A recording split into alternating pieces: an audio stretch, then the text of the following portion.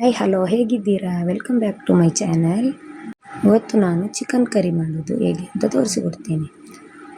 ಒಂದು ಒಂದು ಪಾತ್ರೆಯನ್ನು ತೆಗೆದುಕೊಂಡು ಅದಕ್ಕೆ ಸ್ವಲ್ಪ ಆಯಿಲ್ ಹಾಕಿ, ಅದಕ್ಕೆ 2 ಆನಿಯನ್ ಮತ್ತು 2 ಟೊಮೆಟೊ ಮತ್ತು ಸ್ವಲ್ಪ ಉಪ್ಪು, ಟೇಸ್ಟಿಗೆ ಬೇಕಾದದ್ದು ಬೇಯಬೇಕಲ್ವ, ಅದಕ್ಕೆ ಉಪ್ಪು ಹಾಕಬೇಕು. ಸ್ವಲ್ಪ ಬೆಂದ ನಂತರ ಅದಕ್ಕೆ ಸ್ವಲ್ಪ ಗರಂ ಮಸಾಲೆ ಮತ್ತು ಚಿಕನ್ ಮಸಾಲ ಸೇರಿಸಬೇಕು. ಮತ್ತು ಸ್ವಲ್ಪ ಅರಿಶಿನ ಸೇರಿಸಿ ಒಳ್ಳೆ ಫ್ರೈ ಮಾಡಬೇಕು.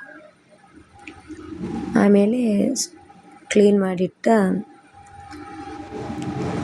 ಚಿಕನ್ ಅದಕ್ಕೆ ಹಾಕಿ ಸ್ವಲ್ಪ ನೀರು, 1 ಲೋಟ ಸಾಕು ಬೇಯುವಷ್ಟು ನೀರು ಹಾಕಿ ಅದನ್ನು ಸ್ವಲ್ಪ ನಿಂಬು ಪಾನಿ ಸೇರಿಸಬೇಕು. ಆಮೇಲೆ ಅದನ್ನು ಬೇಯಲಿಕ್ಕೆ ಇಡಬೇಕು. ಈಗ ಮಸಾಲೆ ಹೇಗೆ ಮಾಡೋದು ಅಂತ ನೋಡುವ. ಒಂದು ಪ್ಯಾನ್ ಸ್ಟವ್ ಮೇಲೆ ಇಟ್ಟು ಅದಕ್ಕೆ ಸ್ವಲ್ಪ ಜಿಂಜರ್ ಮತ್ತು ಗಾರ್ಲಿಕ್ ಆಯಿಲ್ ಹಾಕಿ ಜಿಂಜರ್ ಗಾರ್ಲಿಕ್ ಸ್ವಲ್ಪ ರೋಸ್ಟ್ ಮಾಡಿ, ಆಮೇಲೆ ಅದಕ್ಕೆ ಕಾಯಿ ಮೆಣಸು ಹಾಕಬೇಕು. ನಿಮಗೆ ಎಷ್ಟು ಖಾರ ಬೇಕೋ ಅಷ್ಟು.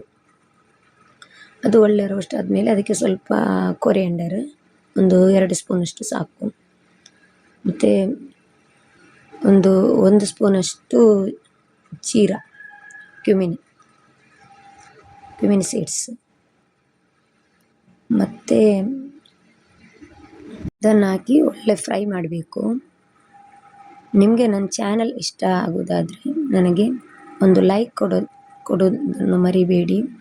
ಲೈಕ್, ಶೇರ್, ಸಬ್ಸ್ಕ್ರೈಬ್ ಮಾಡಿ. ನಿಮ್ಮ ಫ್ಯಾಮಿಲಿ ಫ್ರೆಂಡ್ಸಿಗೂ ಶೇರ್ ಮಾಡಿ. ಫ್ರೈ ಆದಮೇಲೆ ಅದಕ್ಕೆ ತೆಂಗಿನ ತುರಿ ಹಾಕಬೇಕು.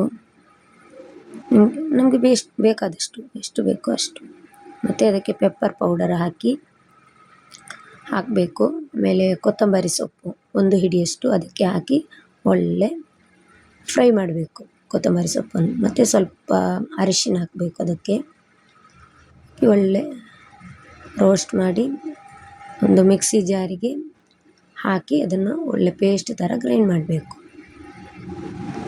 ಸ್ವಲ್ಪ ಹುಳಿನೂ ಹಾಕಬೇಕು. ಜೊತೆಗೆ ಬೆಳಿಗ್ಗೆದ್ದು ಬ್ರೇಕ್ಫಾಸ್ಟ್ ಮಾಡ್ತಾಯಿದ್ದೀನಿ. ದೋಸೆನೂ ಆಗ್ತಾ ಉಂಟು.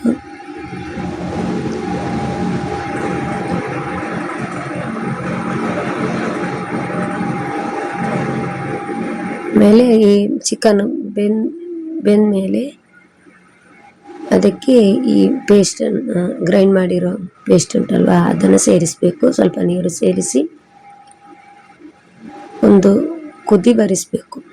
ಒಳ್ಳೆ ಚಿಕನ್ ಕರಿ ಆಗ್ತದೆ.